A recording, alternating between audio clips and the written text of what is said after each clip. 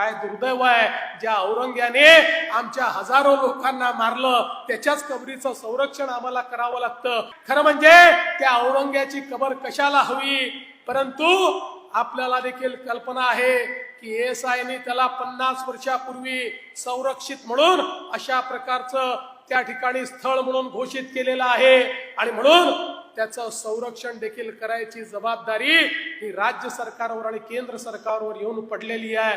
काय दुर्दैव आहे, ज्या औरंग्याने आमच्या हजारो लोकांना मारलं त्याच्याच कबरीचं संरक्षण आम्हाला करावं लागतं। पण एक वचन तुम्हाला निश्चितपणे देतो, काहीही झालं तरी या महाराष्ट्रामध्ये औरंगजेबाच्या कबरीचं महिमा मंडन होऊ देणार नाही, त्याचं उदात्तीकरण होऊ देणार नाही। त्याचं उदात्तीकरण करण्याचा कोणी प्रयत्न केला तर तो प्रयत्न त्याच ठिकाणी चिरडून टाकण्याचं काम या आम्ही केल्याशिवाय राहणार नाही।